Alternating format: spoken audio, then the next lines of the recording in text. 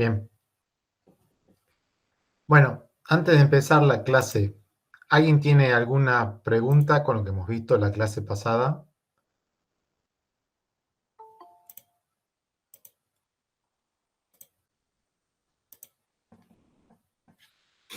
Miren que todo lo que se va viendo en teoría, todo eso va para el examen, ¿no? No hay cosas que no se vayan a tomar.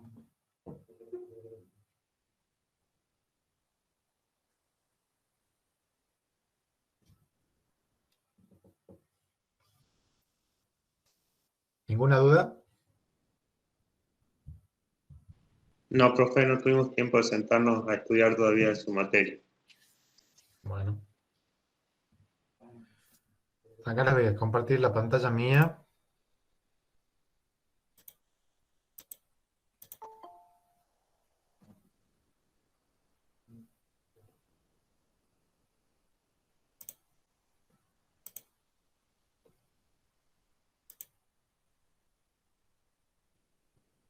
¿Se ve ahí bien?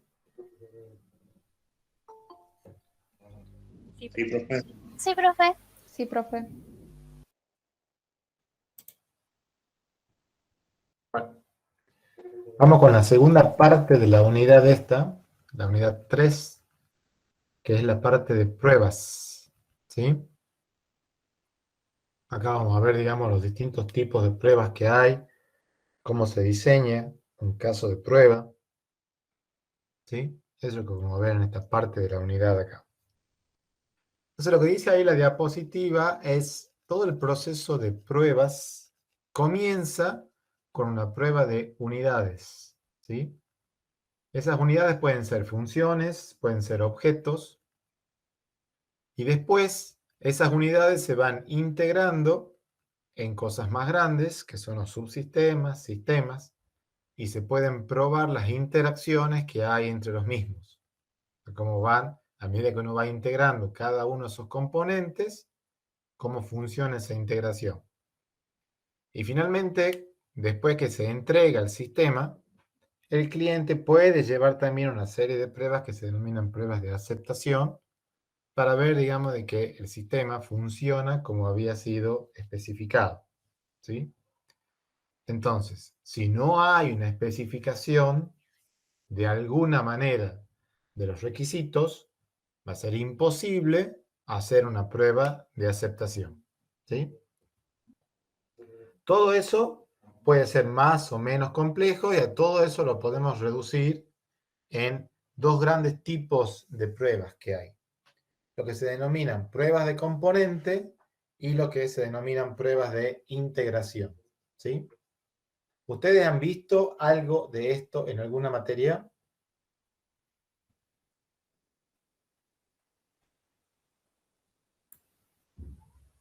Creo que no, profe. No vimos prueba de No, integración no, todavía. profesor. ¿Nada? Nada. Bueno. Entonces, ¿a qué se le llama prueba de componente o también lo van a ver con el nombre de prueba unitaria? ¿Sí?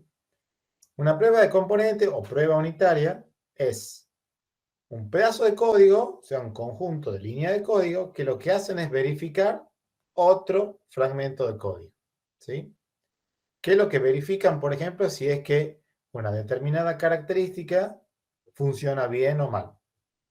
Entonces, por ejemplo, dice, si ustedes estuvieran por agregar un elemento cualquiera, de cualquier tipo, a una lista, supongamos que ustedes tienen una lista de números enteros, si ustedes quieren agregar un número entero a esa lista, las pruebas, dice ahí, que ustedes hagan, tienen que garantizar que si ustedes agregan un elemento a la lista crezca en 1, su tamaño, y que ese elemento que ustedes están agregando se inserte en la posición correcta. Estas serían pruebas que ustedes puedan hacer, que ustedes a lo mejor pueden hacer para garantizar de que cuando ustedes agregan un elemento a una lista, el elemento se agrega y se agrega donde tienen que ir. ¿Sí? Entonces, esas pruebas de componentes, si se acuerdan cuando, de todos los videos que hay con respecto a la parte de BDD, es, como dice acá la diapositiva, una práctica muy común si se sigue, por ejemplo, esta metodología que se llama TDD o desarrollo guiado por pruebas, o también la que hemos visto nosotros, la de BDD, desarrollo guiado por comportamiento. ¿Sí? Entonces, ¿cómo se trabajaba ahí en esa metodología o forma de trabajo? Lo primero que se hace es escribir una prueba que falle. ¿Sí?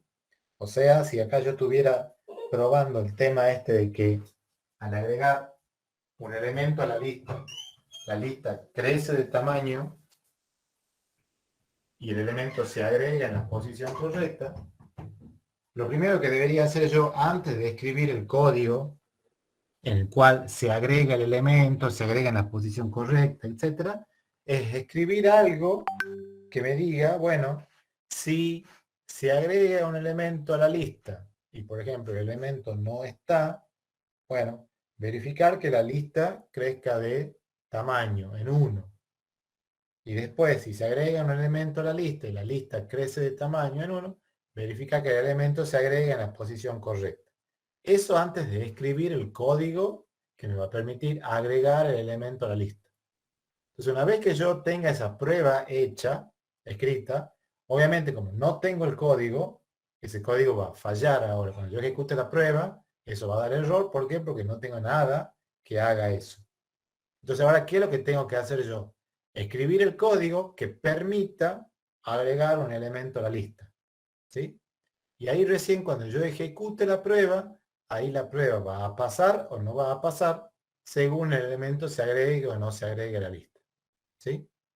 Ahora, ese código que yo voy a estar escribiendo va a ser el código necesario para pasar la prueba y nada más. No voy a escribir otro tipo de código. A mí me interesa que se pase lo que dice la prueba y nada más. ¿Sí? Y esa es la forma de trabajo que tiene BDD, TDD también ahí. ¿Sí?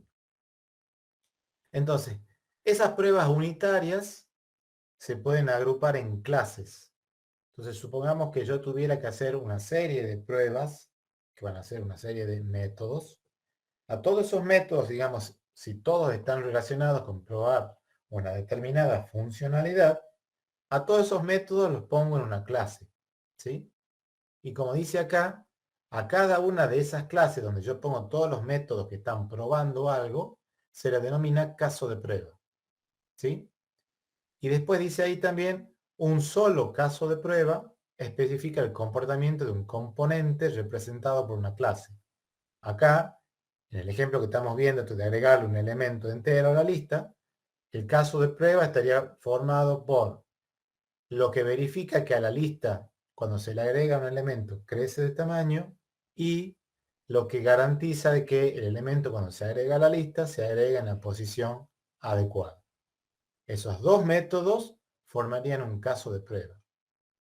Y la clase de prueba, dice ahí, expresa la intención de desarrollar un determinado componente, al cual se denomina sistema bajo prueba, o lo pueden encontrar con los nombres en inglés de System Under Test, o aparece con las siglas de SUT directamente. Entonces acá, ¿cuál sería mi sistema bajo prueba? La clase que de alguna manera va a modelar esa lista y que va a contar con los métodos de agregar un elemento a la lista. Ese sería mi sistema bajo prueba en este caso. ¿Se entiende esto que estamos diciendo hasta acá? Sí, profe. Bien.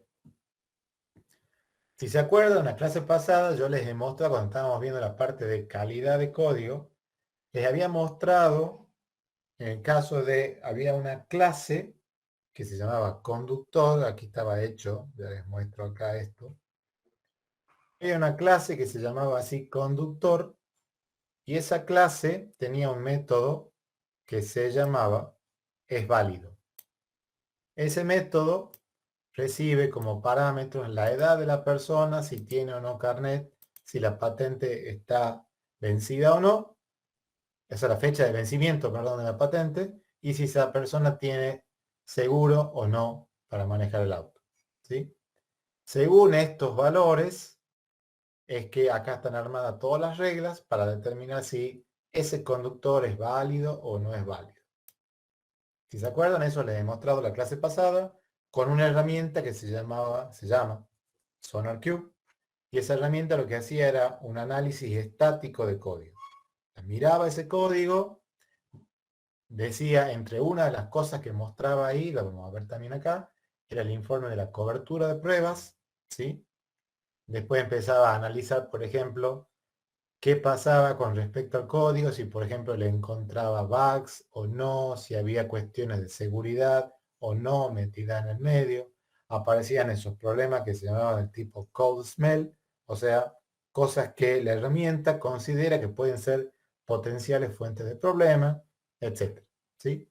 Todo eso hacía la herramienta esta. Entonces, como dice acá, la diapositiva esta, supongamos que seguimos con el mismo ejemplo que está acá, queremos ver si la persona es un conductor válido o no, teniendo en cuenta las reglas estas que están acá. ¿Sí? Entonces, según la terminología que estamos viendo acá, esta es la clase conductor. Yo puedo armar una clase, por ejemplo, que se llame así conductor test, y acá tener, acá les voy a sacar el comentario, así lo ven más nítido esto. Y acá tener los distintos métodos que permiten probar si un conductor es válido o no. El primero de los métodos se llama así, si no tiene la edad suficiente, no debe ser conductor válido. Y lo que hace es instanciar algo del tipo conductor, pone una edad que no sea válida, como por ejemplo 17 años, y todo lo demás válido, no importa. El otro si no tiene el carnet y así, ¿sí? Cada uno de estos métodos que están acá están probando un aspecto de esta clase que está acá, que es la clase esta conductor. ¿Sí? Entonces, lo que dice acá la diapositiva, esta clase conductor test es lo que se denomina clase de prueba, esta que está acá, la que tiene todos los métodos de prueba. La otra clase, esta que se llama conductor, es la que se denomina clase bajo prueba, o sea, es la clase que se está probando, o lo van a encontrar con las siglas así de sub, que viene de inglés, ¿sí?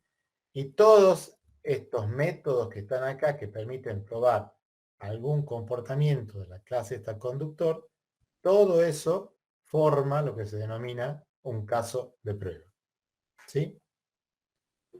Esos son los que son una introducción así de qué son las pruebas esas de componentes, ¿sí? Y después el otro gran grupo de pruebas que hay es el que se denomina pruebas de sistema. Entonces, ¿qué dice acá? Dice, bueno, a medida que esas pruebas de componentes son exitosas, esos componentes los voy integrando y le voy haciendo pruebas ahora a esa integración. O sea, no voy a empezar primero haciendo una prueba de integración, o sea, integrando, por ejemplo, 2 o 3 componentes, si no tengo la certeza de que esos componentes individualmente funcionan bien. Cuando se tiene esa certeza de que esos componentes individualmente funcionan bien, ahí se los integra y se hace la prueba de esa integración, ¿sí? Y esa integración va a ir creciendo hasta que finalmente se transforme en el sistema final. Cuando ya tengo el sistema final y hago la prueba de toda esa integración, lo que estoy probándolo es al sistema, como dice ahí, como un todo, ¿sí? Y cuando llego a hacer ese tipo de prueba, lo que estoy buscando ahí es de alguna manera garantizar que ese sistema satisface todos sus requisitos y no se comporta de manera inesperada. La única manera que yo pueda después garantizar que el sistema cumple con todos los requisitos es que de alguna manera esos requisitos estén especificados de alguna forma. Si no, no tengo manera de garantizar que se están cumpliendo esos requisitos. ¿Sí? Entonces, los objetivos que busca, digamos, todo el proceso de prueba son esos dos que están ahí. Primero, demostrarle al desarrollador y al cliente que el software satisface todos sus requisitos y después descubrir defectos o errores, etcétera, en el software que pueden ser comportamiento incorrecto, no deseable o que no cumplen con la especificación o lo que fuera, ¿sí? Esos son los dos grandes objetivos que busca el proceso de prueba. Según eso, según el primero de esos objetivos, ¿sí? Eso da lugar a lo que se denominan pruebas de validación. Entonces, una prueba de validación va a ser exitosa cuando esa prueba demuestre de alguna manera que el sistema funciona de forma correcta. Y el segundo de los objetivos de todo este proceso de prueba da lugar a lo que se denominan pruebas de defectos. Entonces, una prueba de defectos va a ser exitosa cuando encuentre un error en el sistema. ¿Se entiende la diferencia entre los dos objetivos y los dos tipos de pruebas? Sí, sí, ¿Sí? entiendo. Bueno, como dice acá también, las pruebas no pueden demostrar que el software está libre de errores, ¿sí? Es imposible garantizar que el software no tiene ningún tipo de errores. Lo que hacen las pruebas solamente es demostrar la presencia de errores, ¿sí? O sea, lo único que puede hacer una prueba es decir, bueno, cuando se ejecutó esta prueba se encontró un error acá, en esta parte, en esta funcionalidad, lo que sea, ¿sí? Pero no tengo la certeza de que cuando, si yo, por ejemplo, diseño 50 casos de pruebas para probar una clase y todas esas pruebas pasan, no tengo la certeza de decir, bueno, entonces no hay ningún error, ¿sí? Lo único que tengo es la certeza de si todas esas pruebas pasaron, es todas esas pruebas no encontraron un error. Ahora, eso no quiere decir que no hubiera un error, ¿sí? Entonces, como dice ahí también, el objetivo de las pruebas es convencer a los desarrolladores, a los clientes, que el software es lo suficientemente bueno para que se pueda usar, ¿sí? Pero no se puede tener la certeza de que es 100% bueno, ¿sí? Todo eso lleva a que si ustedes quieren graficar más o menos cómo es todo ese proceso de pruebas, lleguen a un dibujo, a un esquema similar al que está mostrado en. Lo primero que se hace es escribir una prueba. Primero se diseñan esos casos de prueba. O sea, si acá yo estuviera probando el tema este de que acá, al agregar estos métodos que están acá, que de alguna manera van a probar la característica, en este caso, de esta clase. Se agrega en la posición correcta. Eso es lo primero que se hace. Diseñar. Lo primero que debería hacer yo antes de escribir el código de esa actividad son en el cual se agrega el elemento, se agrega en la posición correcta, etcétera, es escribir algo según esos casos de prueba, si se agrega un elemento a la lista, y por ejemplo, el elemento, si yo vengo acá y digo, bueno, tengo este caso que la prueba que dice crezca si no tiene la edad suficiente, no debe ser conductor válido. Y después, si se agrega un elemento a la lista, según ese caso de prueba, de tamaño, acá la diapositiva, significa que el elemento se agrega en la posición ahora correcta. Los datos de prueba. Eso antes de escribir el código de prueba dice, si no permitir agregar el elemento a la lista. Acá digo, bueno, entonces una vez que yo tenga esa prueba hecha, escrita, o sea, una edad obviamente que no tengo el código, entonces ese código va a fallar, decía, bueno, yo ejecute la prueba, no eso va a dar error, ¿por qué? Porque no tengo nada que haga eso. Y bueno, acá voy a entonces ahora, ¿qué es lo que tengo que hacer yo? 17, escribir 16, el código 15, que permita agregar preparar esos datos de prueba, ¿sí? Y ahí recién cuando yo ejecute la prueba, ahí la prueba va a pasar. Con eso, va a pasar, voy a ejecutar, según el elemento se agregue o no se agregue a la lista. El programa mío, ¿sí? O sea, voy a ejecutar. Ahora, ese código que yo voy a estar escribiendo va a ser el código necesario para pasar la prueba. Y nada más. ¿Sí? No voy a escribir otro tipo de código. A mí me interesa que se pase lo que dice la prueba. Después que termine de hacer eso, voy a tener ahí un resultado. Y esa es la forma de trabajo que tiene BDD, TDD. Entonces, también hay. Esos resultados, junto con el diseño del caso de prueba, esas pruebas que tenía pensado acá, es lo que yo con eso después voy a hacer es comparar esos resultados con lo que debería ser los resultados esperados. Acá tengo los resultados reales, comparar eso con los resultados esperados. Y según eso, armar un informe.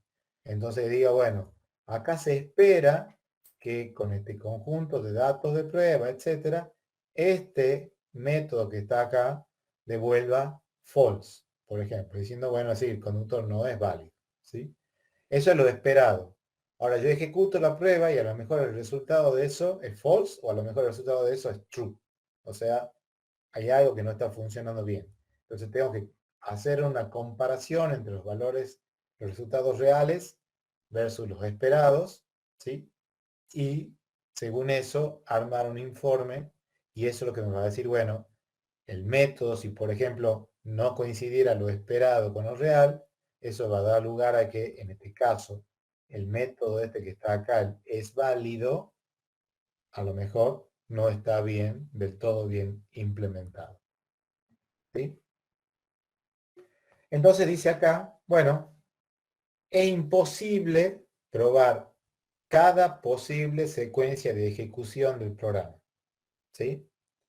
Por eso es que decíamos recién, las pruebas no pueden garantizar la ausencia de errores, sino solamente su presencia.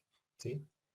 Entonces, como es imposible probar cada posible secuencia de ejecución, ¿qué es lo que hay que tratar de hacer mínimamente? Probar todas las funciones que puedan ser accedidas desde algún menú. ¿Sí? Después de ahí, probar las distintas combinaciones de funciones. Y a todo eso, probarlo con datos correctos y datos incorrectos. Eso es lo mínimo que tengo que hacer al momento de hacer pruebas. ¿Sí? Y acá, la gente que lleva adelante todo el proyecto son los que deciden quién va a ser responsable de la realización de los distintos tipos de pruebas. Por lo general, la misma persona que es la que está diseñando la clase, por ejemplo, acá, si yo estuviera encargado de hacerla a la clase esta conductor, que en este caso tiene un único método, pero supongamos que la clase tuviera varios métodos, yo estoy diseñando la clase conductor, por lo general, yo mismo soy o sea, soy yo el responsable de hacerle la prueba a esa clase conductor. ¿Sí? Ahora, una vez que está hecha esa prueba y pasa la prueba esa unitaria o prueba de componente, la clase conductor, como dice ahí, todo eso, ahora todo este trabajo, o sea, toda la clase esta conductor, junto con las pruebas y todo, pasa a quienes se van a encargar de hacer las pruebas de integración. Y ellos van a integrar, por ejemplo, la clase, a lo mejor integran la clase conductor con la clase automóvil y hacen la prueba ahora de cómo funciona la clase conductor interactuando con la clase automóvil. Por dar un ejemplo. ¿Sí? Pero por lo general, ahora quien hace este tipo de pruebas ya es alguien que no ha estado involucrado en ninguna de las dos clases estas que están acá. ¿Se entiende hasta acá lo que estamos hablando de esto?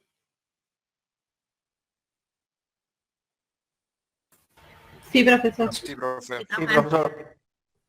Bueno, entonces, lo que ya habíamos dicho, pruebas de componente o pruebas de unidad. ¿Ustedes han usado algún framework para hacer pruebas de componente o pruebas unitarias o pruebas de unidad, como lo quieran llamar? No, profe.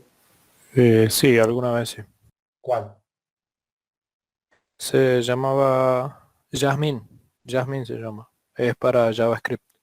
Para JavaScript. Bien. ¿Nadie más ha usado nada de esto? Yo usé una librería que se llama Jest. También es para Node, ¿Para Node? para Node.js. Ujú. Bien. ¿Nadie más? Yo estoy aprendiendo sobre PHP Unit, Ujú. pero sí, es también sobre pruebas de unidad. Bien. ¿Alguien más?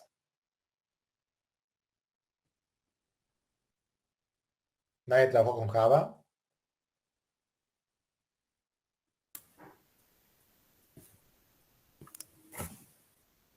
Sí, profe, pero no. ¿Trabajan con Java? Sí, pero no, nunca vi ningún framework de prueba. Bueno, No sabía que existía tampoco. el más conocido que tiene Java que se llama JUnit. ¿Sí? Hay otro que se llama TestNG también. No solamente para Java, es para otros lenguajes. ¿Sí? Hay distintos, digamos, frameworks que lo que hacen los frameworks, eso es que ustedes no tengan que hacer todo desde cero. ¿Sí? Sino ya les genera, por lo general, un esqueleto de cosas para que ustedes lo que tengan que hacer sea completarlo, pero no hacer todo desde cero. ¿Sí? Entonces, estas pruebas de componentes, como decía acá, consisten en probar esos componentes individuales del sistema, ¿sí? Que pueden ser una clase, un método. Y el objetivo de esas pruebas de componentes es encontrar errores a esos componentes individuales. Cuando yo pruebo un componente, lo estoy probando a ese componente solo y me olvido de que ese componente va a interactuar con otros componentes. ¿Sí? Entonces, ¿qué cosas pueden ser un componente? Pueden ser una función, una única función, por ejemplo, o un método, como quieran llamar ustedes, dentro de un objeto. A lo mejor ese es su componente. Ustedes lo que quieren hacer es probar un método de toda la clase que ustedes han definido.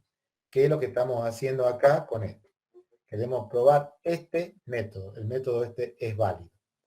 Si mi clase, en este caso, además de tener este método que se llama es válido, tuviera otros métodos, yo digo, bueno, quiero probar todos los métodos de la clase, ahora mi componente va a ser una clase, ¿sí?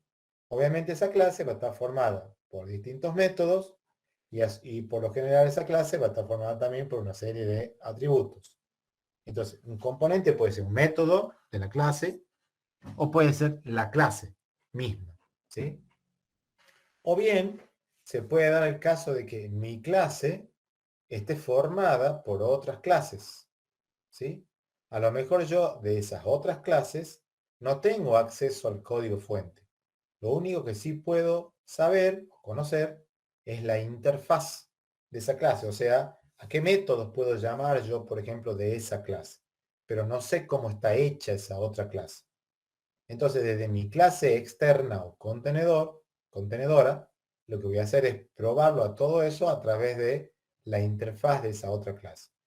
Entonces, si mi clase A está formada, por ejemplo, por una clase B y por una clase C, a través de las interfaces de las clases B y C, yo puedo probar todo el funcionamiento de la clase A.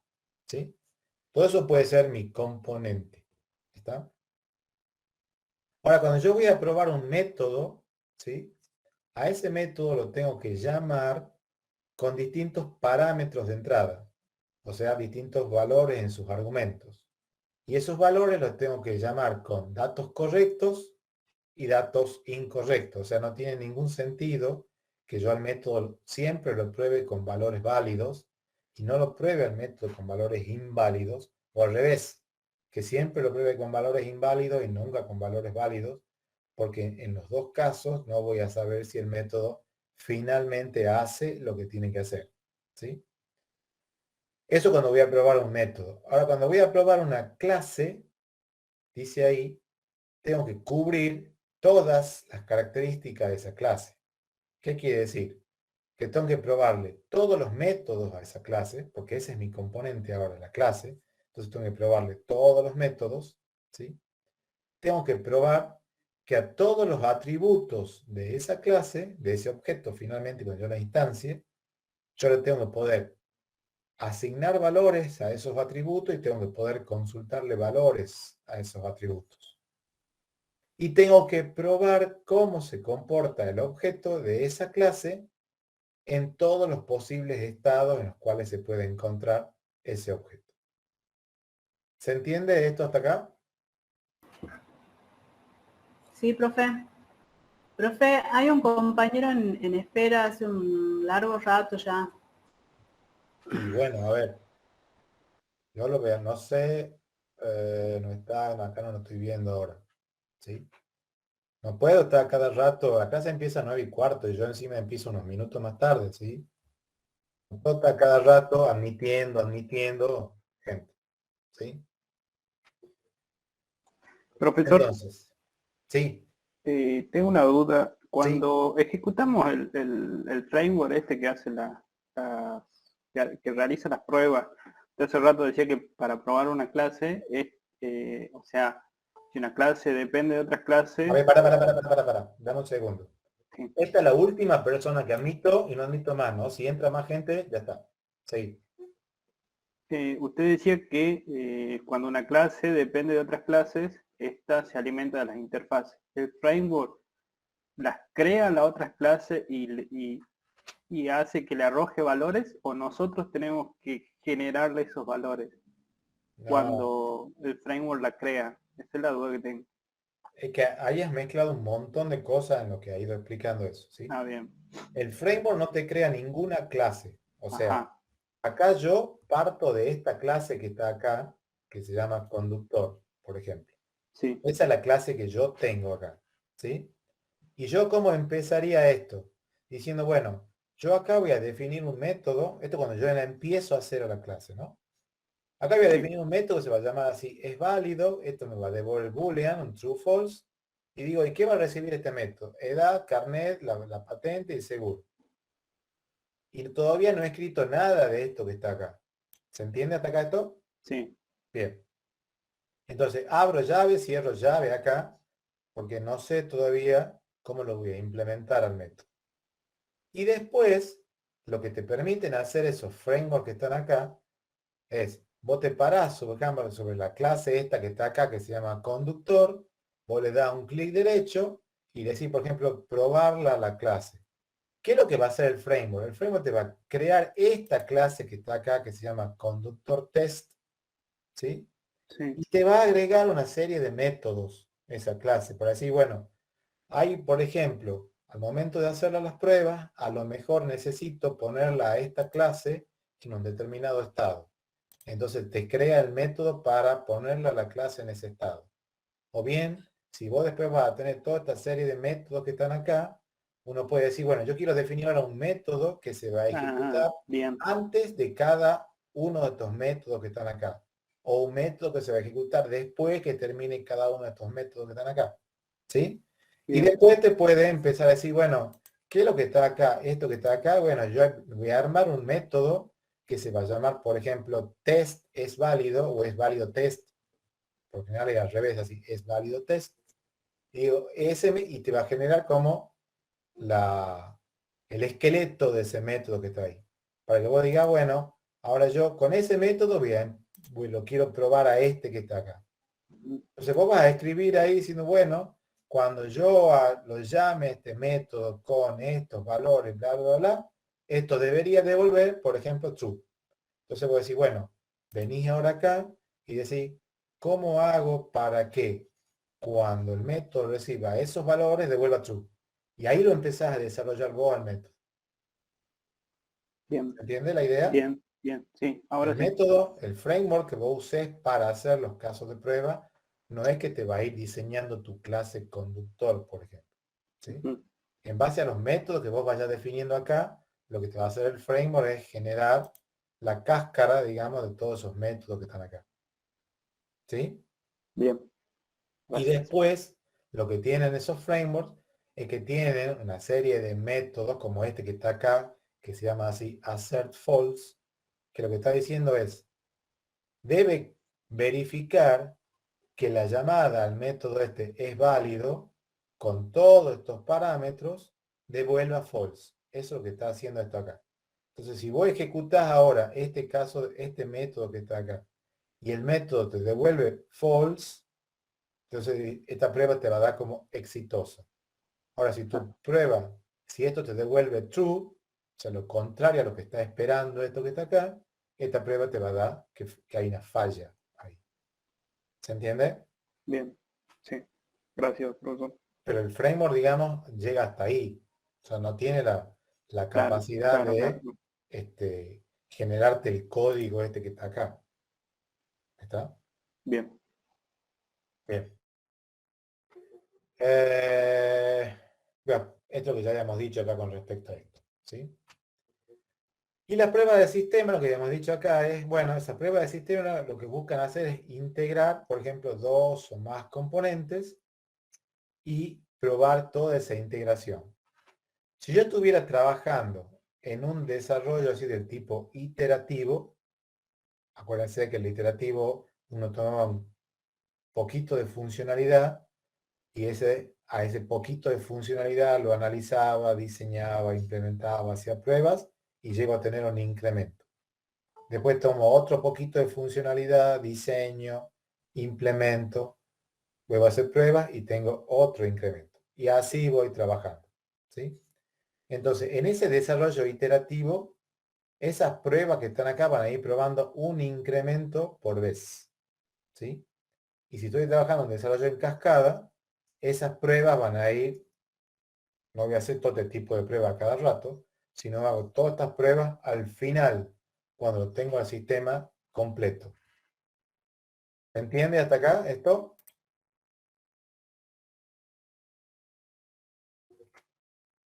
Sí, profe. Remonda, la clase es a las 9:15, ¿no? No puedo estar cada rato volviendo acá porque me interrumpen la clase para estar admitiendo gente. ¿Sí? Bien. Entonces, para esos sistemas, digamos, cuando ya son, digamos, lo suficientemente grandes, hay dos fases de esas pruebas de sistemas. Lo que se denominan pruebas de integración y lo que se denominan pruebas de entrega. O sea, las pruebas de sistemas pueden ser pruebas de integración o pruebas de entrega, dependiendo en qué momento lo hago eso. ¿Sí? ¿Qué quiere decir que yo hable de pruebas de integración? En esas pruebas de integración, uno tiene acceso al código fuente. O sea, uno lo puede ver al código fuente, ver cómo está hecho ese código fuente. Por lo tanto, a esas pruebas también se les conoce con el nombre de pruebas de caja blanca. Porque obviamente hay lo que se denominan pruebas de caja negra. ¿Sí? Entonces, como dice ahí, cuando uno encuentra un error, lo que hace es tratar de encontrar dónde viene ese error. Si ustedes se fijan, una cosa es encontrar un error, por ejemplo, en una prueba de componentes, cuando estoy probando una clase solamente, o un método de esa clase. Otra cosa es encontrar de dónde viene el error cuando yo estoy probando una integración ya de un conjunto de clases. O sea, dónde se originó el error ese. ¿Sí? Entonces, como dice ahí, cuando uno encuentra ese problema, ese error, lo que se hace es tratar de encontrar de dónde viene ese problema, ¿sí? Y ver cuáles son los componentes que ahora tengo que corregir para solucionar ese problema. Por eso, dice la última viñeta, estas pruebas de integración se ocupan de encontrar defectos o errores en el sistema, ¿sí? Ahora, ese proceso de integración, como dice acá, implica ir armándolo a todo ese sistema en base o a partir de sus componentes, ¿sí? Y esas pruebas de integración van a ir probando que esos componentes realmente funcionan bien juntos, o sea, cuando empiecen a interactuar uno con otro. A medida que uno vaya aumentando esa integración, supongamos que yo pruebo el componente A, funciona bien, pruebo el componente B, funciona bien, pruebo el componente C, funciona bien. Entonces, ¿qué hago? Los integro, los junto a los componentes A, B y C. Y le hago una prueba a los componentes A, B y C y interactuando entre ellos. ¿Sí? Si es una vez que eso pasa, sigo con el resto de mis componentes. Supongamos que ahora estoy con el componente D. ¿Qué es lo que volvería a hacer ahí? Probarlo de manera independiente, ese componente D, y cuando esa prueba pase y el componente D esté funcionando bien, ¿qué haría? Lo integraría junto con los componentes A, B y C. Ahora esos componentes A, B y C, que ya estaban integrados, ya se les había hecho una prueba de integración. Y ahora yo a eso lo estoy integrando con el componente D. Entonces, cuando yo integre eso con el componente D, puede pasar que ahora rompa o introduzca un problema en toda la integración que ya había con los componentes A, B y C. Entonces, cuando yo agrego un componente nuevo a la integración, aparte de probar la integración, en este caso de los 4 componentes, tengo que volver a probar la integración de los componentes A, B y C que había antes para ver si no se ha roto nada entre ellos. Entonces, cuando yo vuelvo a hacer una prueba a algo que ya se había hecho prueba, a esas pruebas se le denominan pruebas de regresión. ¿Sí? Entonces, por un lado estaban esas pruebas de entrega, que es la que veníamos hablando acá. ¿Sí? Ahora, y eso, por lo general, ¿quién lo hace? Lo hace la gente del equipo de desarrollo. ¿Sí? Y después puedo tener lo que se denominan estas pruebas de entrega. ¿Sí? ¿Cuál va a ser la diferencia con el anterior que estaba acá de estas pruebas de integración? Y ahora estas pruebas de entrega está metido también el cliente o usuario final. como el cliente o usuario final no le interesa ni sabe nada de qué es el código que está corriendo por atrás, él lo único que quiere ver es, si yo pongo este dato en la entrada, debería haber este dato en la salida y nada más. Estas pruebas se denominan pruebas de caja negra, ¿sí? Entonces, el cliente lo que hace es eso, validar que el sistema cumple con los requisitos que de alguna manera han estado especificados y que de alguna manera todo eso es confiable, ¿sí? Cuando el cliente está involucrado en estas pruebas de entrega, a estas pruebas de entrega se las suele llamar también pruebas de aceptación. Entonces, pruebas de entrega las puede hacer el desarrollador también, y cuando son así pruebas de entrega, lo único que hace son pruebas de caja negra, o sea, ve que la salida real coincida con la salida esperada según los datos de entrada. Y si también participa el cliente, a esas pruebas de entrega se las denomina pruebas de aceptación, ¿sí? El objetivo principal de estas pruebas de entrega es de alguna manera demostrar que el sistema está cumpliendo con todos los requisitos. Entonces busca demostrar, por ejemplo, que el sistema entrega toda la funcionalidad que había sido especificada, que el sistema tiene el rendimiento especificado. ¿Por qué? Porque a lo mejor sí entrega toda la funcionalidad, pero no en el rendimiento que el estado especificado. Entonces a lo mejor, por ejemplo, el tiempo de respuesta es más grande que lo que estaba pautado. Y también demostrar que el sistema no va a fallar durante un uso normal. Eso es lo que busca estas pruebas de entrega. Para eso, ¿qué es lo que se puede hacer ahora? Para diseñar estas pruebas de entrega. Como dice ahí, puedo intentar romperlo al software. ¿Qué quiere decir que yo, por ejemplo, intente romperlo al software? Que bueno, cuando yo lo vaya a probar, ¿sí? Elija como datos de entrada, cosa que dice ahí que fuercen al sistema, que el sistema genere todos los mensajes de error que estaban diseñados, ¿sí? O bien que yo piense esos datos de entrada de tal forma que haga que los buffers, por ejemplo, de entrada se desborden. O sea que a lo mejor yo le estoy introduciendo datos a una velocidad mucho más grande para la cual él puede ir leyendo esos datos, por ejemplo. Quiero ver qué hace el sistema ahí. O por ejemplo, repetir la misma entrada varias veces para realmente asegurar que no hay algún valor que se ha quedado guardado y no estoy tomando el valor nuevo.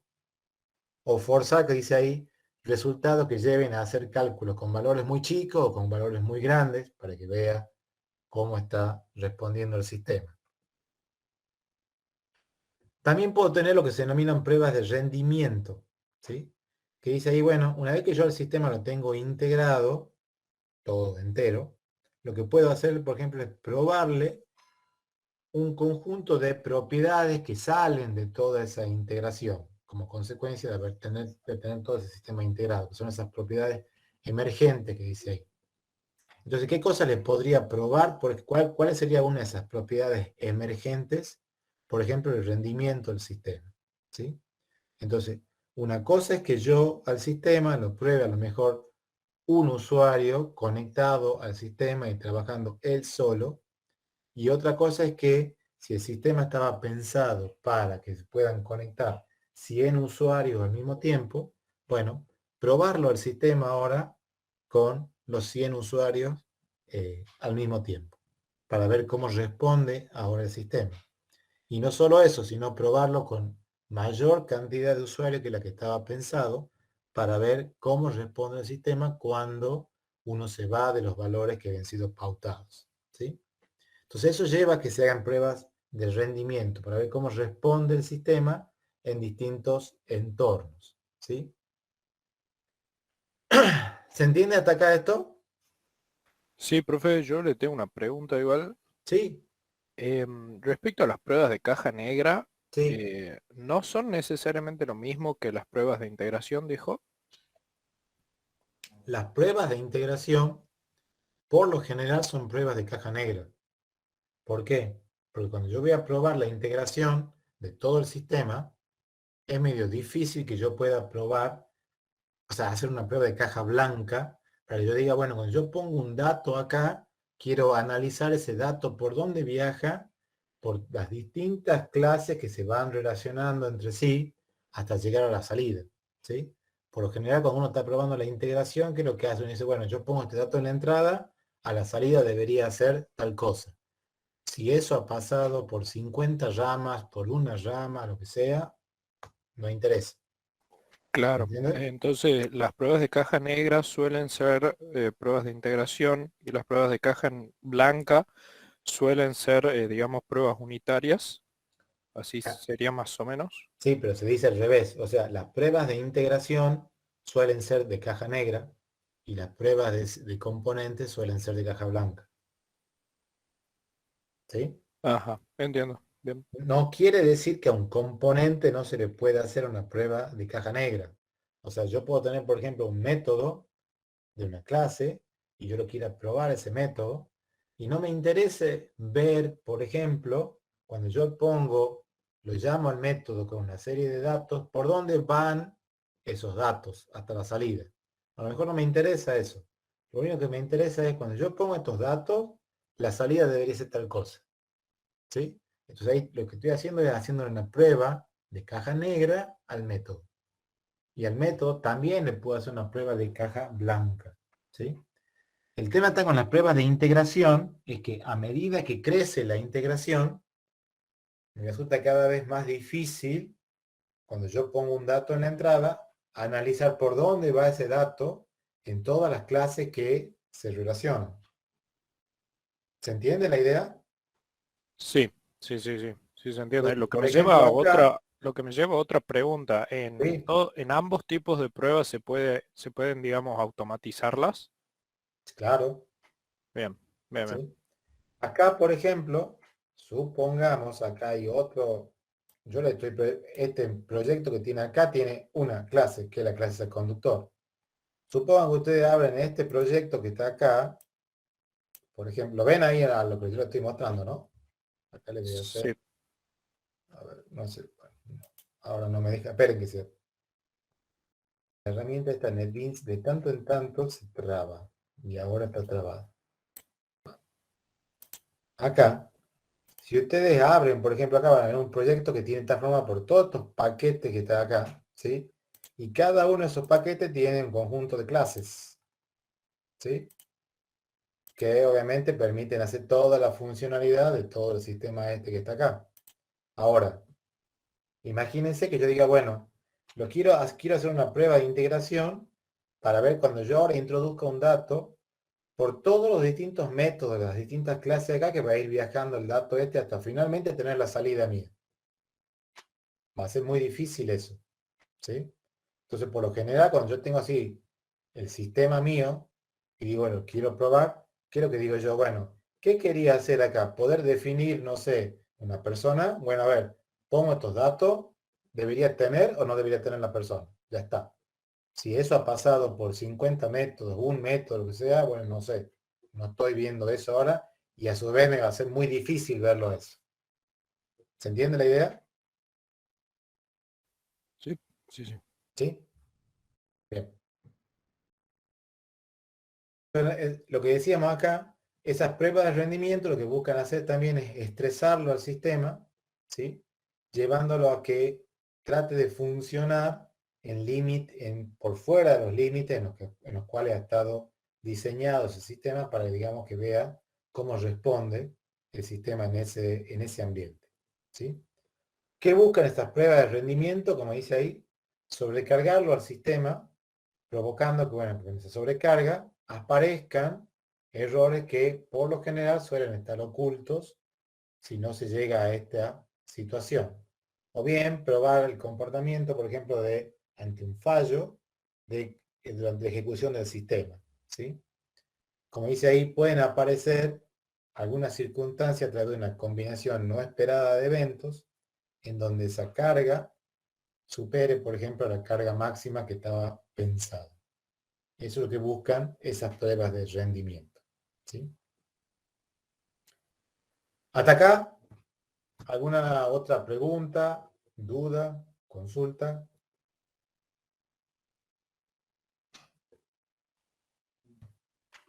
Nada. ¿Cómo se diseñan ahora estos casos de prueba acá? ¿Sí?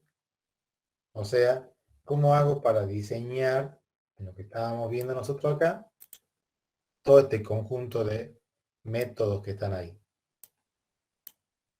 Entonces dice acá, bueno, cuando yo vaya a diseñar esos casos de prueba, dice, tengo que tener en cuenta las entradas que yo le voy a proporcionar al método que esté probando, junto con la salida esperada del método que esté probando. Y el objetivo de todo esto es que yo llegue a tener un conjunto de casos de prueba que sean efectivos y que me permitan descubrir errores. ¿Sí? Entonces, cuando yo voy a diseñar un caso de prueba, dice, tengo que seleccionar una característica del sistema o del componente que yo esté por probar. Y una vez que yo tenga seleccionada esa característica, según eso, voy a seleccionar las entradas que me permitan probar esa característica. Ahora vamos a ver con un ejemplo de esto acá. ¿Sí?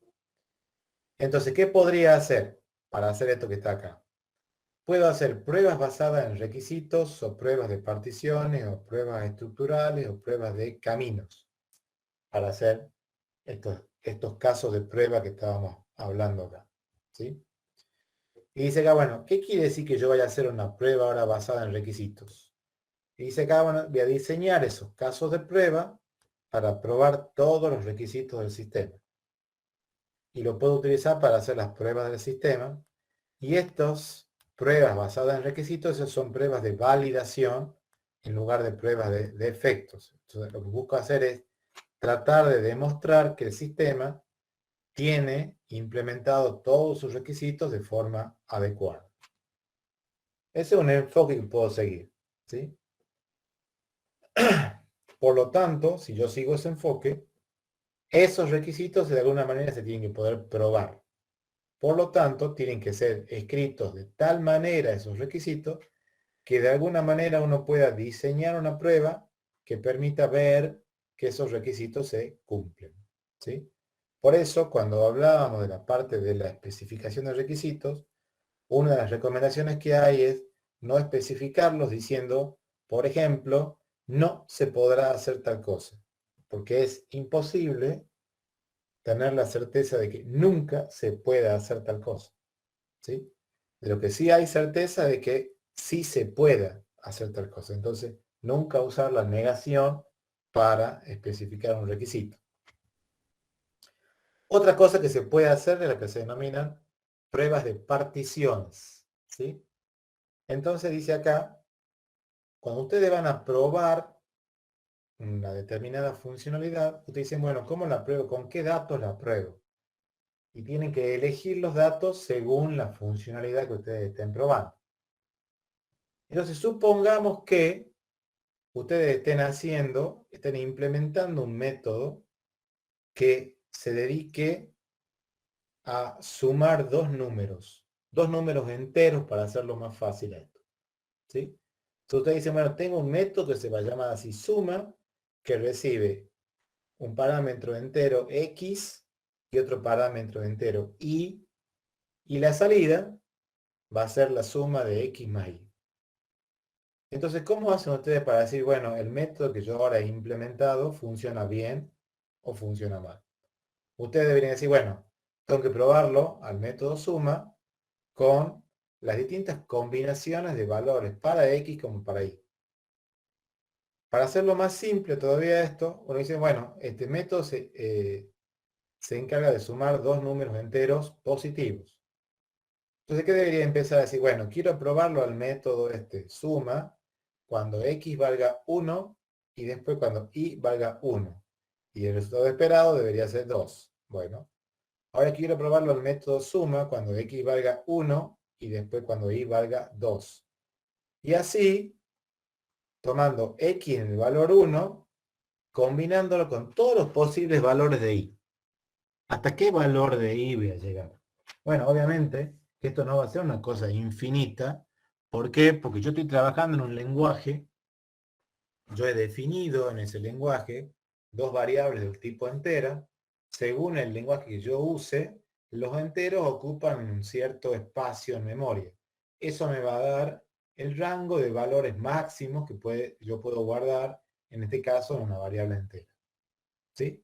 Pero imagínense que si un entero en memoria ocupa 4 bytes, por ejemplo, y yo ahora quiero probar la combinación de x con y, todos los valores de x combinados con todos los valores de y, donde tanto x como y ocupan en memoria 4 bytes, la cantidad de pruebas que tengo que hacer para probar todas las combinaciones posibles para decir el método realmente funciona bien en todas sus posibles combinaciones de valores.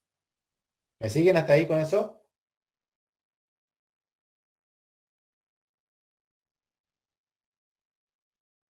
Profe. Parece que están muertos más o menos, ¿no? Sí, profe. Sí, Bueno, profesor. eso es si yo tengo dos valores enteros, ¿sí? Y acá supongamos que tomen valores así positivos.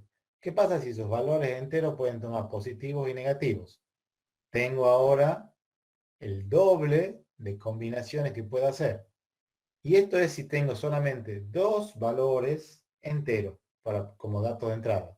¿Qué pasa si uno de esos valores ahora es, por ejemplo, un real? Y digo, no, ahora el método este sumar, en vez de sumar enteros, también suma valores reales. X e Y pueden ser reales. La cantidad de valores, de combinaciones que tengo ahora son muchísimo más grandes. ¿Sí? Entonces, obviamente que va a ser imposible que yo pruebe, en este caso, este método, con todas las posibles combinaciones de valores. Y acá el método lo único que tiene son dos valores de entrada. ¿Qué pasa si tengo un método que tiene varios parámetros de entrada? Entonces va a ser imposible que pruebe todas las posibles combinaciones de valores para cada uno de esos parámetros. Entonces, ¿qué es lo que se hace? En lugar de probar todas las combinaciones posibles, se hacen particiones de esos datos. ¿Sí? Entonces, por ejemplo, puedo decir, bueno, por un lado voy a probar, voy a tomar una partición donde van a estar solamente los números positivos, otro lado van a ser, por ejemplo, los números negativos, ¿sí? Y a cada uno de esos se le denominan particiones. Y en lugar de probar todas las posibles combinaciones con eso, ¿qué es lo que se hace? Se prueban las entradas tomando el valor más chico de la partición, combinándolo con los valores más grandes de la partición del otro dato y con los valores que están en el medio de la partición. Entonces, si yo, por ejemplo, estuviera probando valores enteros positivos, y por poner un ejemplo, los enteros solamente pueden ir de 0 a 100, tomaría x cuando x valga 0 y al y le diría, bueno, cuando x valga 0 e y valga 0, cuando x valga 0 e y valga 50, cuando x valga 0 e y valga 100. Luego, cuando el x valga 50 y el y 0, y 50 y 100, y luego cuando el x valga 100, y 0, y 50 y 100. Entonces pruebo los valores que están en los extremos y los valores que están medio. Si esas pruebas pasan, se asume que el resto de las combinaciones va a pasar, pero se asume nada más. ¿Sí?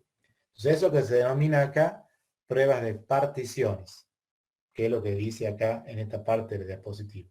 En lugar de probar todas las posibles combinaciones de valores, se arman particiones para los datos. Y se trabajan con los extremos y los valores que están en la mitad, por lo general. ¿Sí? Después tengo otro enfoque para diseñar estos casos de prueba, que son lo que se denominan pruebas estructurales. ¿Sí? ¿Y qué es lo que busco hacer acá?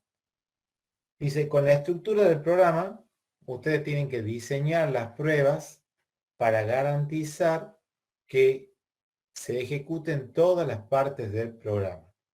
Entonces dice ahí, hay que garantizar que cada sentencia se ejecute al menos una vez. Entonces fíjense, si ustedes acá tuvieran este método que está acá, este que se llamaba el conductor es válido o no, acá. Eso es lo que quería hacer antes y bueno, no me respondía la herramienta esta.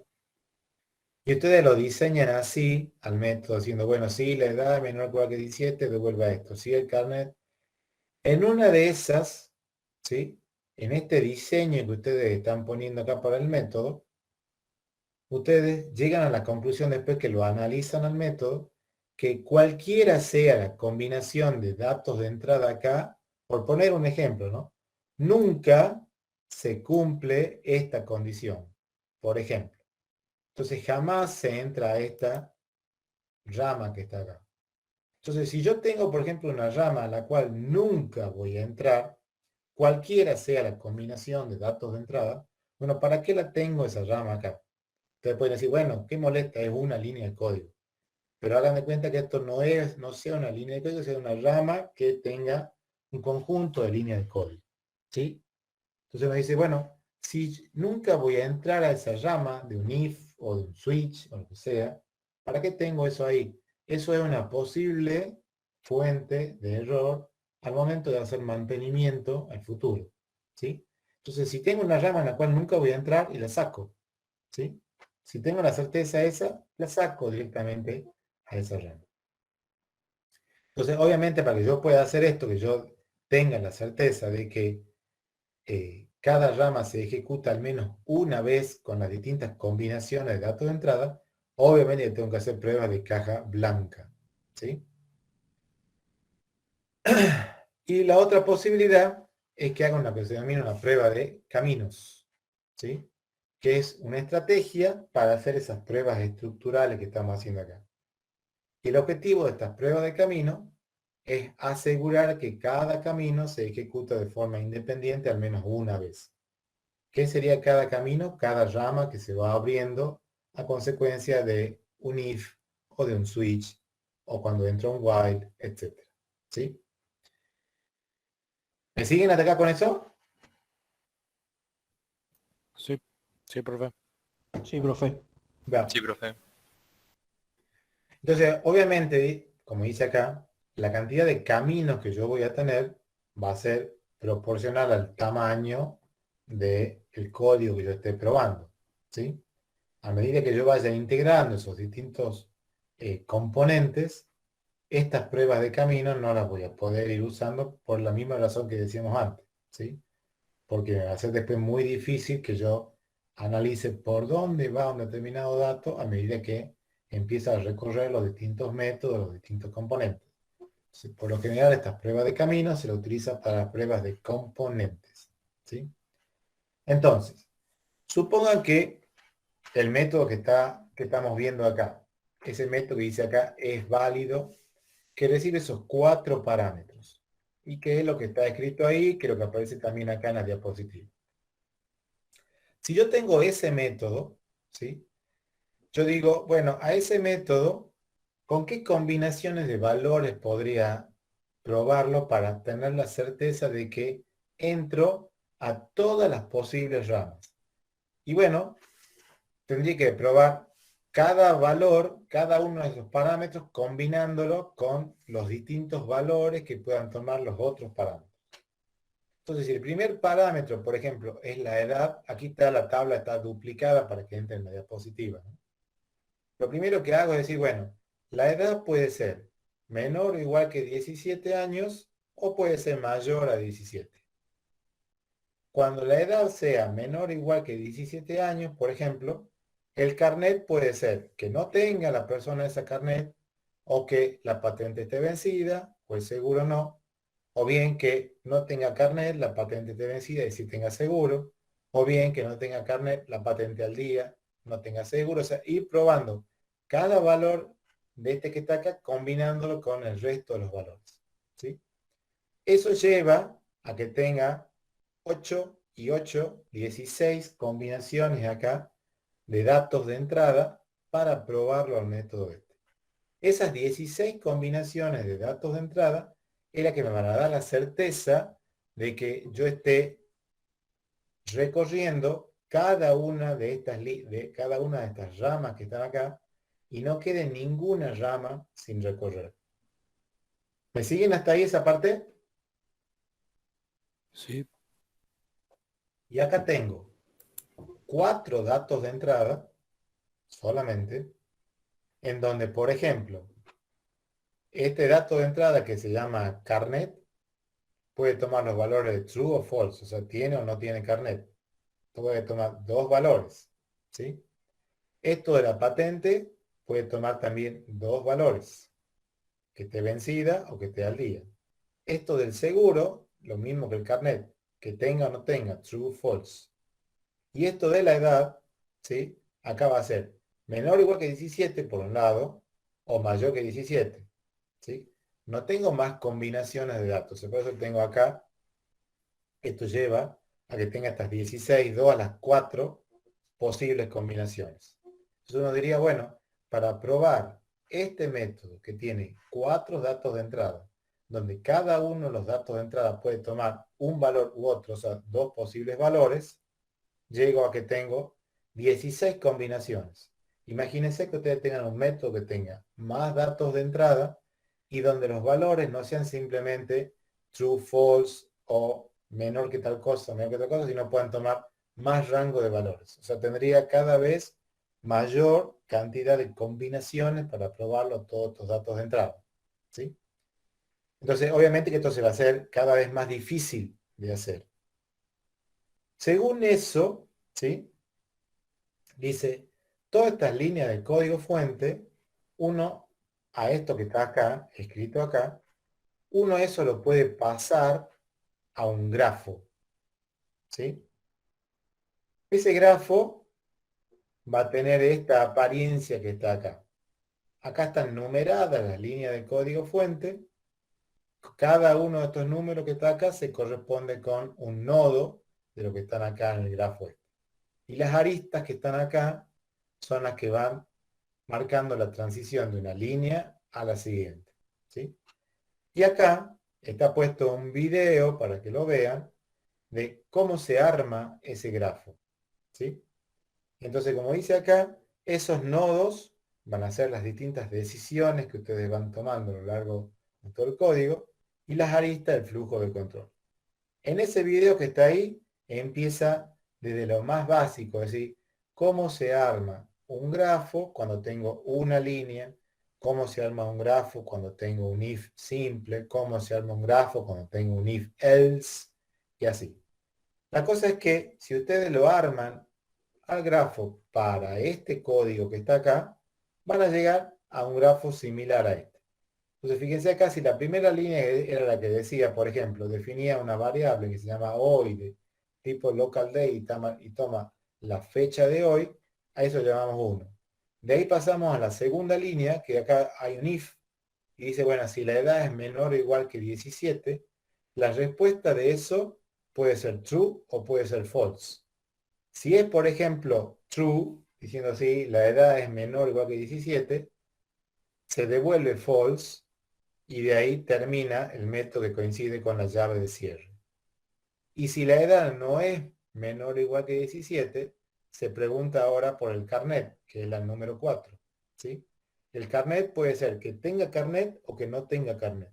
Si no llega a tener carnet, se devuelve false, que coincide con la línea número 5 y se termina acá el método. Y si tiene carnet, se pregunta ahora lo que dice la línea 6, si la patente está al día. Si la patente está vencida, se devuelve false, que es lo que tiene la 7, y se termina el método. Si la patente está al día, se pregunta con respecto al seguro. Si el seguro no está vencido, ¿sí? Se devuelve, si el seguro, perdón, está vencido, se devuelve false, que es lo que dice la línea 9 y se termina el código. Y si el seguro no está vencido, o sea, está al día, se devuelve finalmente true y termina el código. Si ustedes ven el video este que está acá, ahí te he explicado cómo se toma todo este código acá y llego, por ejemplo, a ese grafo que está ahí. ¿Sí?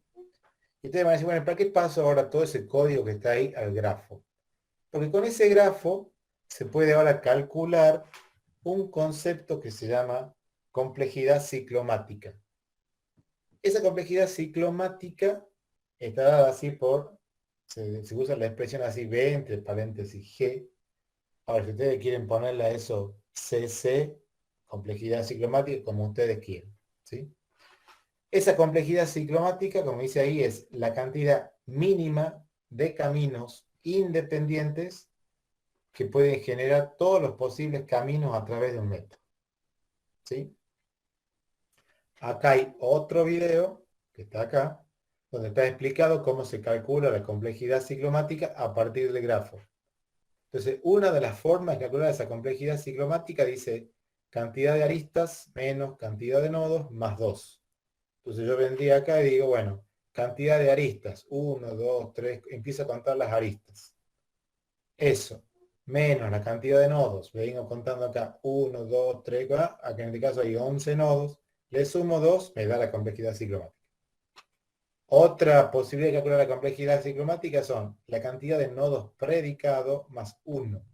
¿Cuáles son los nodos predicados? Fíjense que acá del nodo 1 sale una única flecha, porque acá no tengo un if. Pero del nodo 2 salen 2 flechas. ¿Por qué? Porque se corresponde a un if. Son los nodos predicados, son nodos de los cuales salen 2 flechas, que se corresponden con un if. ¿Sí? Entonces dice acá, otra fórmula, cantidad de nodos predicados más 1. Entonces digo, acá tengo un nodo predicado que es el 2, el 4, el 6 y el 8. ¿Sí? Tengo 4 nodos predicados más 1, eso da 5. 5 sería la complejidad ciclomática de ese grafo. Y la otra posibilidad que dice, cuente la cantidad de regiones. Las regiones son los espacios que quedan así formados entre nodos y aristas. Entonces, acá tendría una región, acá tendría otra región, perdón. Acá tendría otra región, acá tendría otra región acá, y se cuenta lo de afuera como una región más. Entonces tendría 1, 2, 3, 4, 5. Coincide con lo que estábamos viendo antes del nodo predicado más 1. ¿Sí? La cosa es que acá, supongamos en este caso, en este ejemplo, para ese grafo, como dice acá, esa complejidad ciclomática da 5. Ahora, ¿de qué sirve saber que la complejidad ciclomática del grafo da 5? ¿Sí? Como dice acá ahora, para probarla a todas las combinaciones, hemos dicho que necesitaban 16 casos de prueba. ¿Sí? Ese es el número máximo de casos de prueba que yo debería tener para cubrir todas las posibles líneas del código. Ahora, que yo tenga la complejidad ciclomática y me diga 5, lo que me está diciendo eso es, no hace falta para que yo pruebe todas las líneas de código, esas 16 combinaciones. Con 5 combinaciones es suficiente. ¿Se entiende la idea?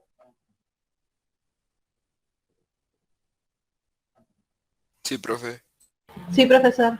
Entonces dice acá, la primera combinación sería considerar que el conductor no tenga la edad mínima necesaria. Y en ese caso, no hace falta analizar las otras 3 variables. ¿Sí? Por eso el método está hecho así, de esta manera acá. Ahí dice, bueno, si no tiene la edad suficiente, fíjense que no se pone a ver qué pasa con el carnet, qué pasa con la patente, qué pasa con el seguro, nada. Si no tiene la edad suficiente, ya está, es inválido. Esa es la primera combinación. Segundo camino sería considerar que el conductor no tenga el carnet. Entonces no hace falta las otras 3 variables. Tercer caso, que el conductor tenga vencida la patente. No hace falta de vuelta las otras 3 variables. Cuarto camino, considera que el conductor no tenga seguro. No hace falta las otras 3 variables. Y el quinto, considera el caso que el conductor sí tenga la edad, sí tenga carnet, no esté vencida la patente y sí tenga seguro. Entonces, por eso es que acá estos métodos están diseñados de esta forma que está acá. Entonces digo, bueno, como yo tengo este código que está acá y lo quiero probar, ahora este código, en lugar de estar probando diciendo, bueno, cuando lo que decía la tabla esta que estaba acá, cuando la edad sea menor o igual que 17, probar todas las combinaciones de todos los otros datos. Y cuando la edad sea mayor que 17, probar con todas las combinaciones. En lugar de probar todo eso, lo que me está diciendo acá es, hace falta solamente hacer 5 caminos, y si yo pruebo esos 5 caminos, voy a tener la certeza de que está aprobado todo el código. ¿Sí? Para eso es lo que sirve esa complejidad ciclomática. Por eso dice acá, representa la cantidad mínima de casos de prueba para cubrir de forma completa un fragmento de código.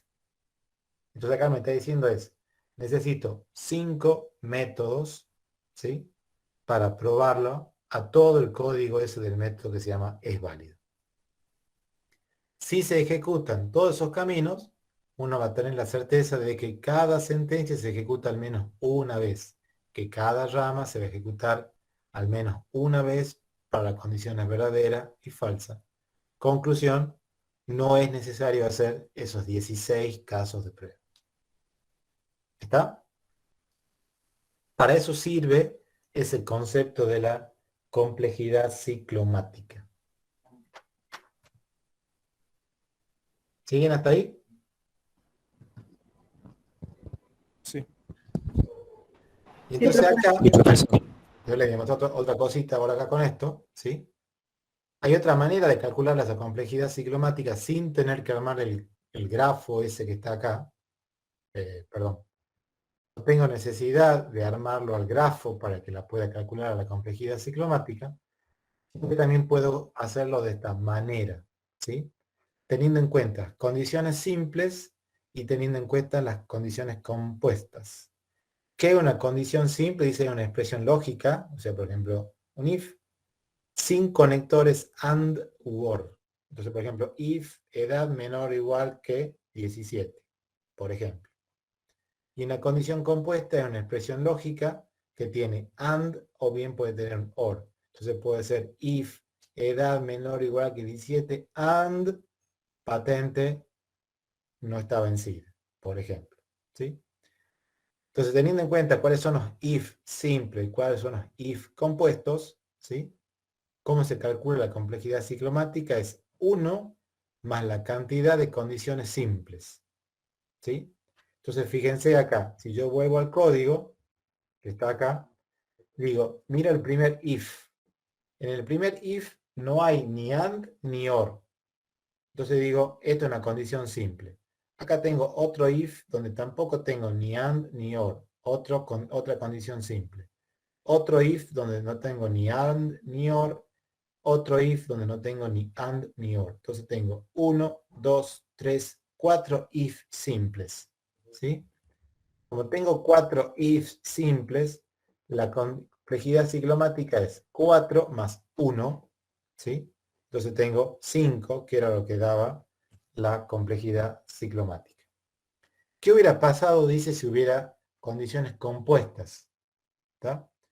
Por ejemplo, como dice acá, tengo un programa que tiene 6 sentencias if.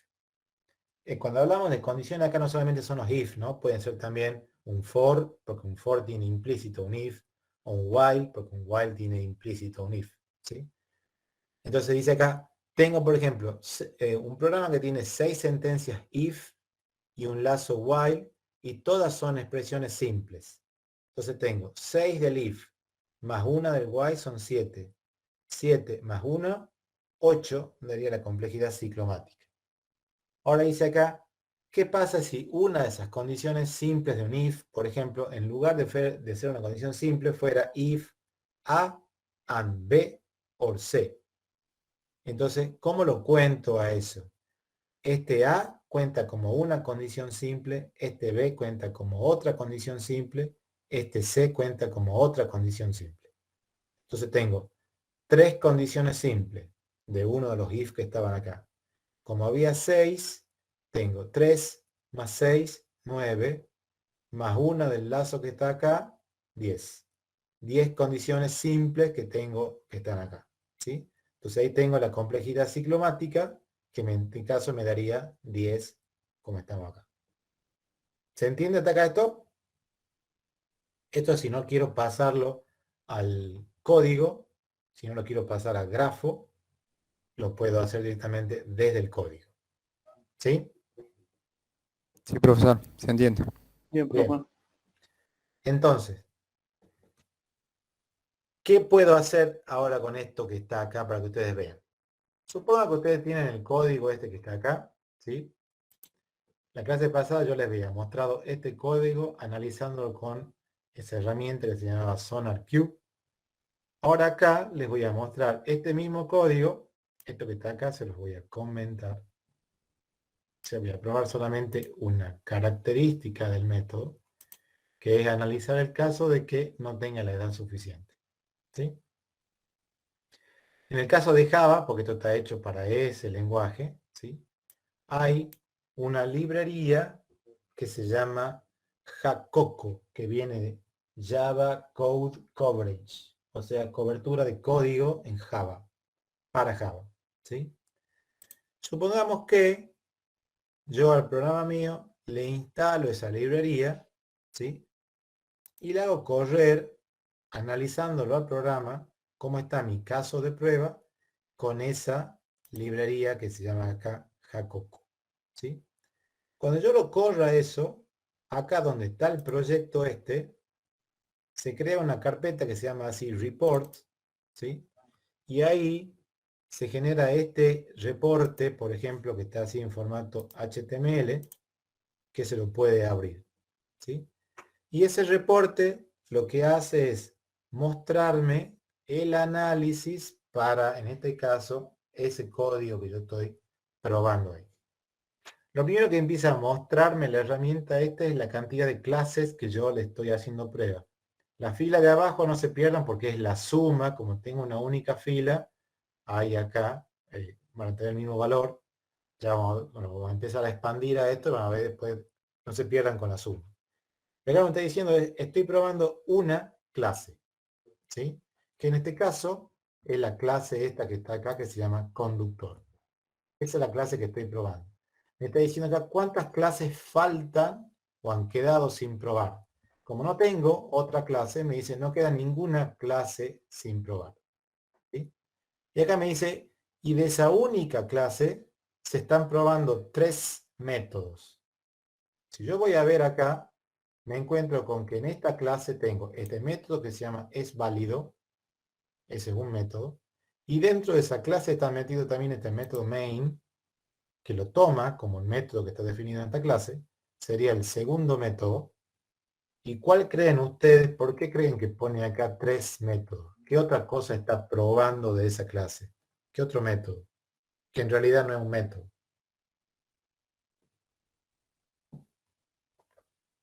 ¿No estaría probando el constructor? Exactamente. ¿Sí? Para los que no sepan, en el caso de Java, cuando uno define una clase y a la clase no le define un constructor, se genera uno predeterminado, que es el constructor que no lleva parámetros.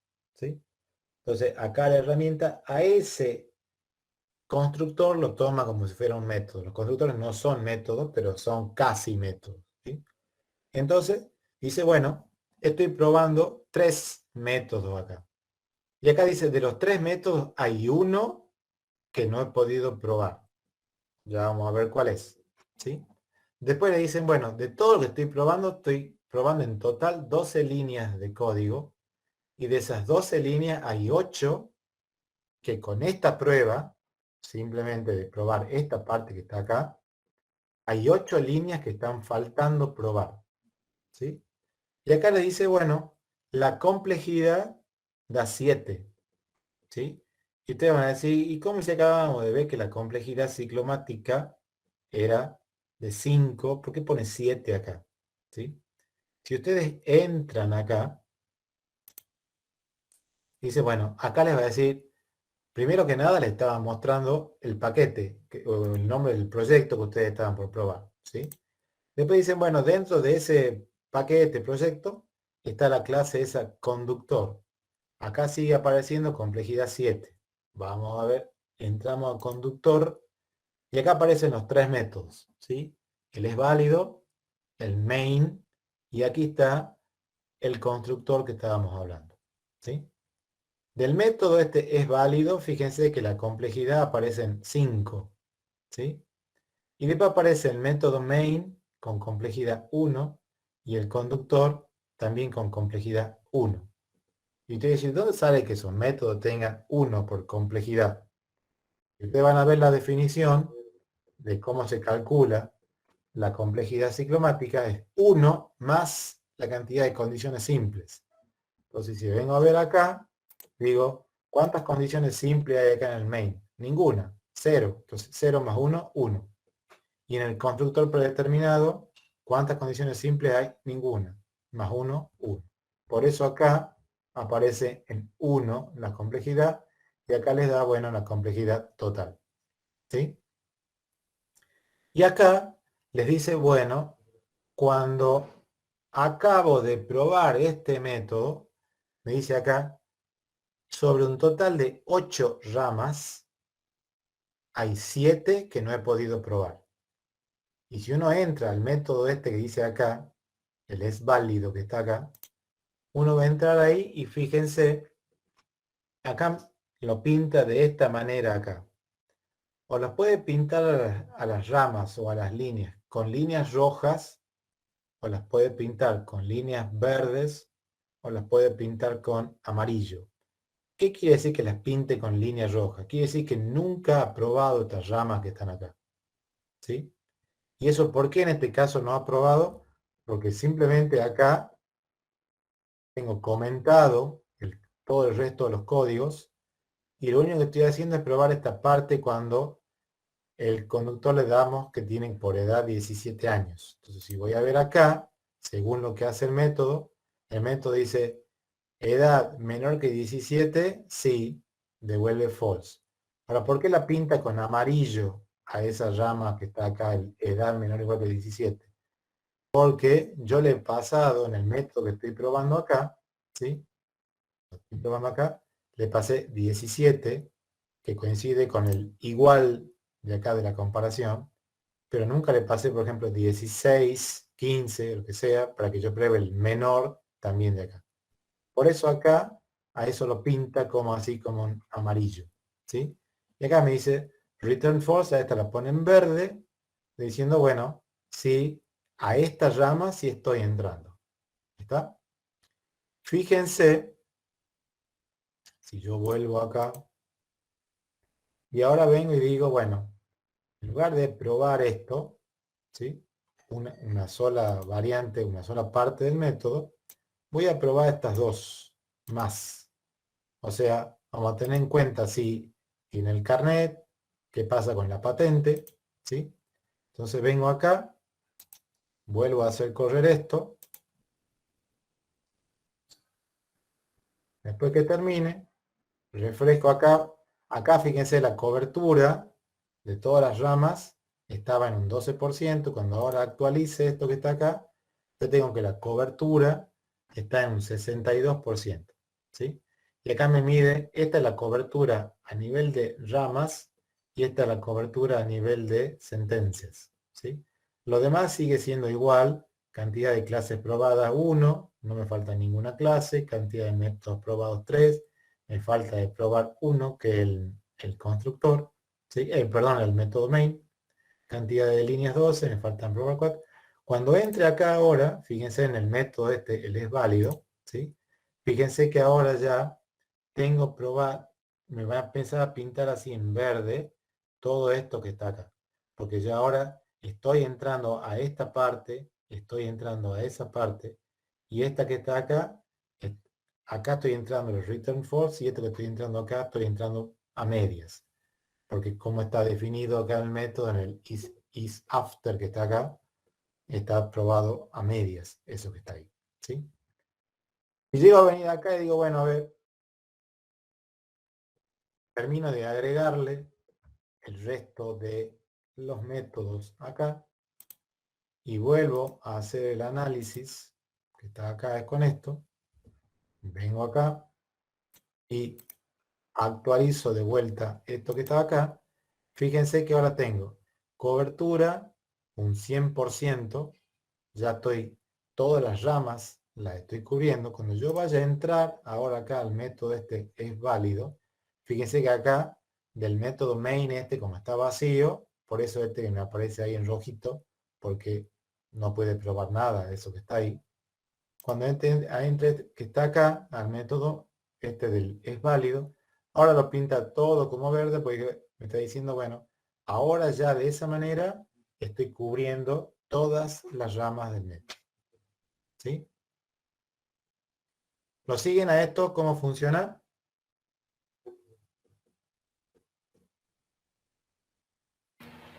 Sí, profe. Sí, ¿Sí? profesor. Bueno, entonces, haciendo un resumen de esta parte de la complejidad ciclomática, ¿sí?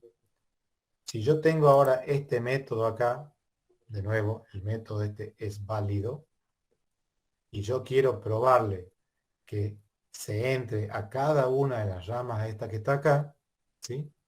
Tendría que empezar a probar todas las combinaciones de datos de entrada de esto. Que acá en este caso hemos visto que daban 16 combinaciones. Entonces, hay una forma que me dice, bueno, no hay necesidad de probar las 16 combinaciones para recién ahí saber que se entra a todas las ramas que están acá. Con que pruebe 5 combinaciones de los datos de entrada, voy a tener la certeza de que se entra a todas las ramas que están acá. ¿De dónde saco ese valor 5? De calcular la complejidad ciclomática de este código que está acá. ¿Cómo hago para calcular esa complejidad ciclomática? Puedo tomar el código y generar un grafo a partir de ese código, y según ese grafo puedo seguir las fórmulas que están acá. Esta que decían ahí. Cantidad de aristas menos nodo más 2, nodos predicados más 1, cantidad de regiones. Y si no quiero pasarlo al grafo, puedo tomar la fórmula que dice acá. Dice, bueno, 1 más la cantidad de condiciones simples, por ejemplo. Y si hay condiciones compuestas, se cuenta la cantidad de condiciones simples en las compuestas. ¿Sí? De cualquiera de esas maneras, podría de nuevo generarlo a obtener el valor de esa complejidad ciclomática. Cuando tenga el valor de esa complejidad ciclomática, me está diciendo eso es, bueno, entonces no hace falta probar todas las posibles combinaciones de datos, sino solamente lo que diga la complejidad ciclomática. O sea, 5 de los posibles valores que están ahí para que yo ejercite cada uno de los caminos que están ahí. Y cuando yo diga, bueno, y ahora para que yo ejercite el camino que va a ir por, si yo miro el código,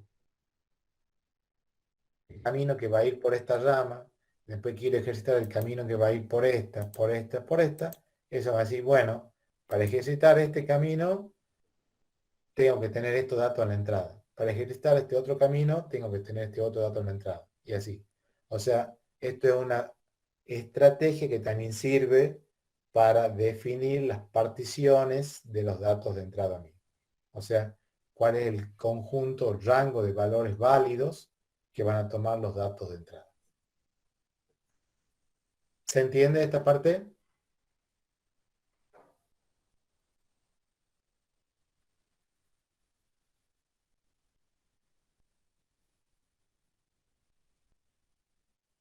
Sí, profe. Profesor, sí se entiende. Bueno. Hasta ahí llega la unidad de esta, la 3, que es la parte de pruebas. Ustedes en la práctica, ¿en qué parte van? ¿Sobre qué unidad? ¿Sobre la 2? ¿Siguen todavía?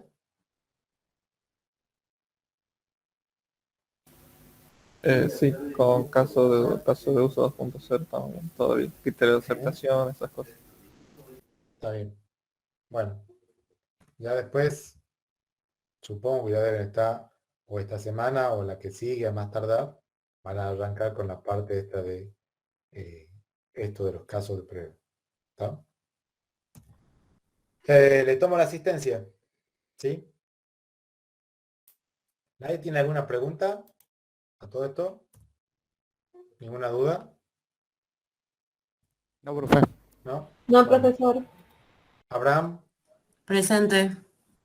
Acosta, Presente. Adur, Presente. Aguirre, Alawi, Presente. Alfaro, Presente. Aparicio, Presente. Araos, Presente. Ardiles, Presente. Arnedo, Presente. Avellino, Barraza Frías, Presente, profe. Barrera, Hassan, Bechara, Presente. Bertoni, Blanco, Presente.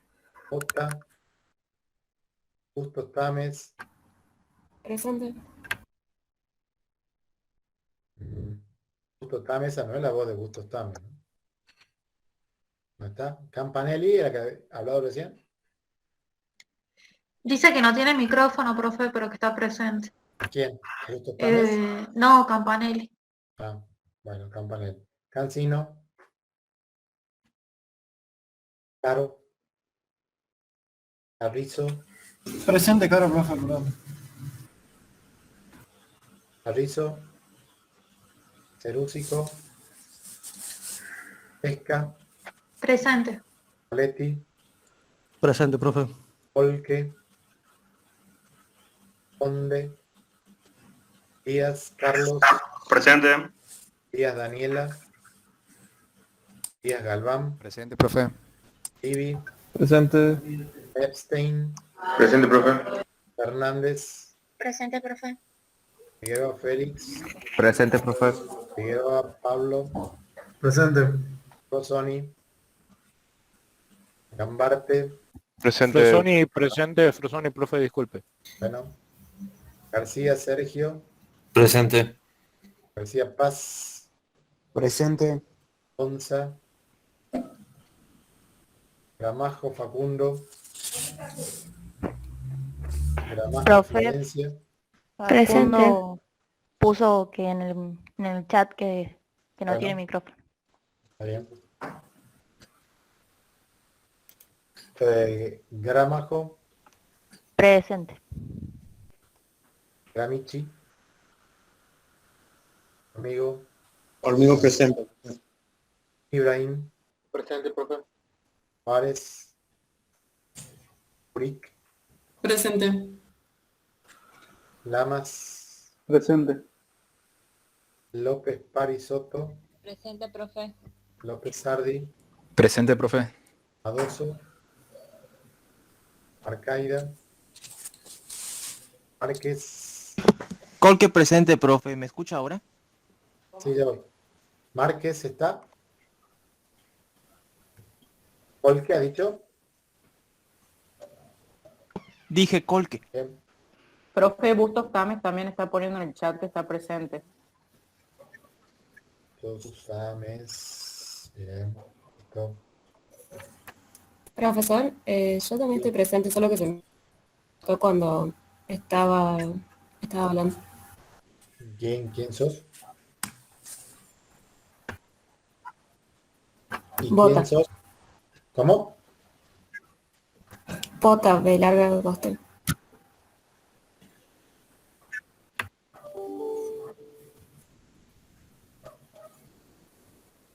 Martínez. Bien, gracias, profe. Mendoza. Presente. Martínez está presente. Sí, presente.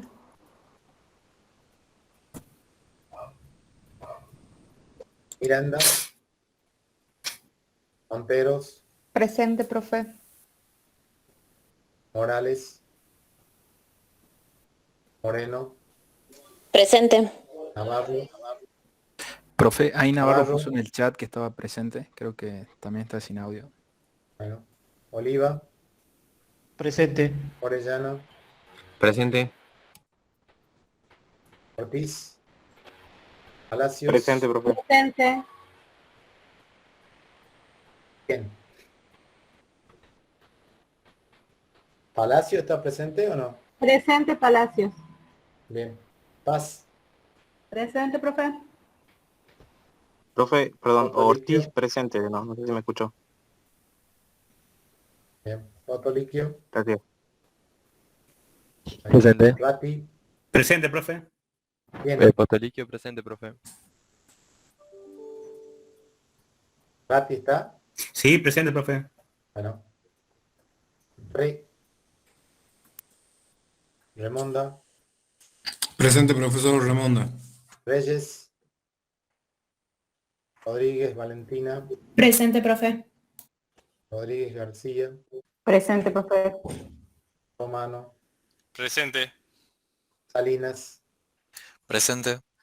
Sánchez. Presente. Santillana Agustina. Presente, profe. Santillana Ana Luz. Presente, profe. Serrano, Perrillo, Presente. Zoraire, Presente, profe. Soria, Presente. Teruel, Valdés, Presente, profe. Pires, Presente, profe. Villalba, Presente, profe. Villarreal, Presente Villarreal. Zamorano, Presente. Celaya, Zurita. Presente, Zurita. Bueno, listo. Nos vemos el miércoles que viene. Hasta luego, profe. Buen fin de semana. Gracias.